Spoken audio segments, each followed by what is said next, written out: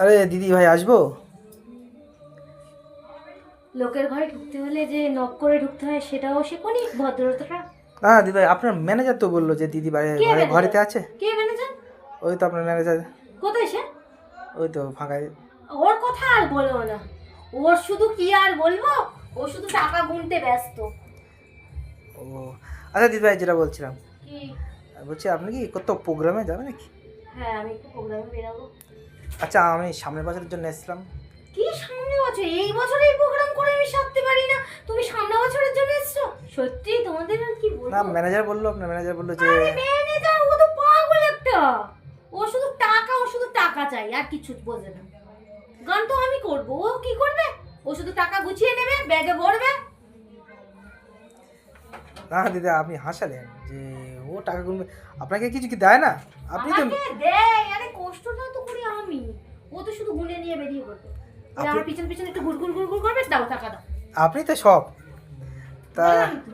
তা বলছি কি, আমার সামনের বছরে সরস্বতী পুজোর জন্য এসেছিলাম। না না, এখন সামনের বছরে এখন প্রোগ্রাম এখন বলতে পারছি না। ঠিক আছে, আমি এই বছর আগে প্রোগ্রামটা সারি, তারপরে তো সামনের বছরে তো আপনার ভক্ত কিন্তু প্রচুর প্রচুর পরিমাণ হয়ে গেছে, জানি, যার জন্য জানি। আপনি এবছর গান গেয়ে এসেছেন। তারা বলেছে আগে থাকতে আপনাকে বায়না করতে, আরে ঠিক আছে? এখন বলতে পারি রাত জেগে আমি সারা রাত পুরো হোল নাইট আমার প্রোগ্রাম হয়। সত্যি কথা বলতে একটু ঘুমের সময় পাই না, খাওয়ার সময় পাই না, সব সময় বায়না করছে। আর ওই যে ওইখানে দেখছেন যে ওই যে ম্যানেজার বসে আছে, ওই দুনিয়ার ঢ্যাম না। ও শুধু যেই আসবে প্রোগ্রামের জন্য সবাইকে হ্যাঁ করে দেবে, সবাইকে হ্যাঁ করে দেবে। ও না, এটা তো করা খারাপ। তাহলে এইভাবে তো মানুষের মানে একটা ঝামেলা সৃষ্টি হবে। তা বলছিলাম দিদিভাই, যদি একটু দয়া করে মানে একটু সময় দিয়ে দিই সামনের বছর দিতে। দাদা ভাই ক্ষমা করবেন, বুঝলেন দাদা ভাই। কালকেও কি, আজকে কি আছে প্রোগ্রাম? আজকে এখন রেডি হয়ে এই বেরাবো। ও আর কালকে? কালকে এখন আর ছুটি পাবো না।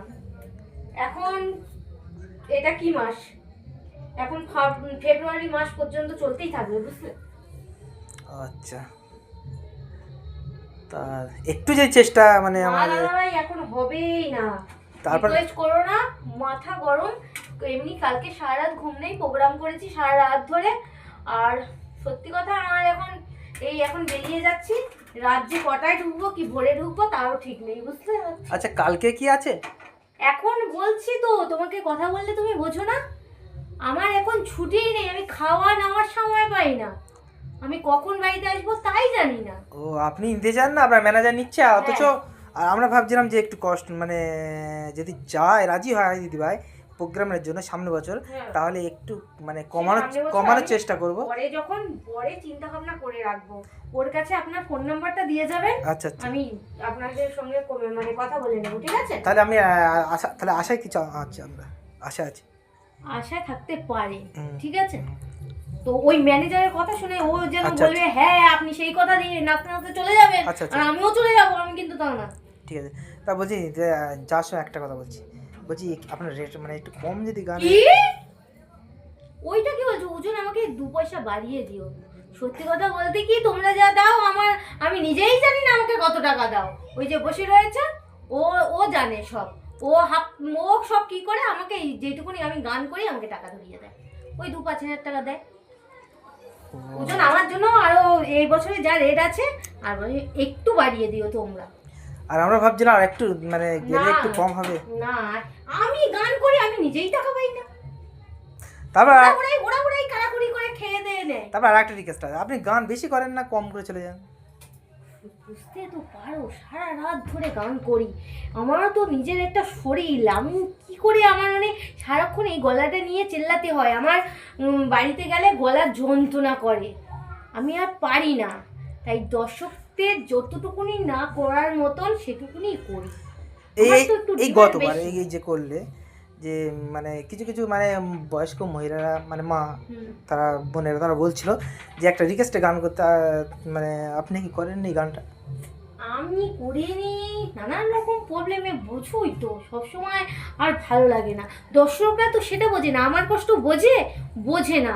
ওরা শুধু আনন্দ পেলেই হলো, আমার কষ্টটা কে বুঝবে বলো তো? অন্য না, আপনার সাথে যায় যারা সিঙ্গার, অন্য অন্য আপনার জুনিয়র, হুম। তারা কিন্তু মানে সব হোল লাইট করলে তাদের ভালো হয়। হ্যাঁ তারা করে, কিন্তু আমার পুরো প্রত্যেক দিন হোল নাইট আমার জাস্ট ভালো লাগে না।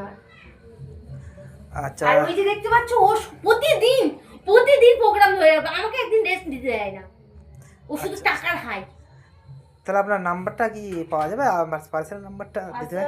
ওই সব ম্যানেজারের কাছেই আছে, ওই সব জানে। ও তো দিতে যাচ্ছে না, আপনি অর্ডার চাচ্ছেন না তাহলে বলবেন যে আমি বলেছি, ও দিয়ে দেবে। আচ্ছা তাহলে আসি দিদি, হ্যাঁ? আচ্ছা তাহলে আমাদের মানে কথাটা চিন্তা করবে না? ঠিক আছে, চিন্তা করবো, কিন্তু আমার কথাটা তোমরা একটু ভেবে। আচ্ছা আচ্ছা ঠিক আছে ঠিক আছে, ঠিক আছে।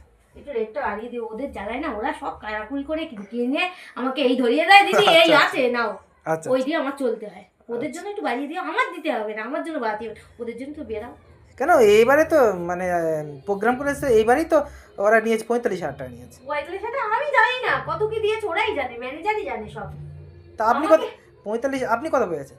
আমি ঠিক আমিও বলতে পারবো না, আমি কখন কোথায় কোন প্রোগ্রাম হয় এই ধরিয়ে দেয়, দিদি এত টাকা ওই নিলাম, ব্যাস, এর বেশি আমি কিছু জানি না। আচ্ছা, আচ্ছা। ওই সব জানে।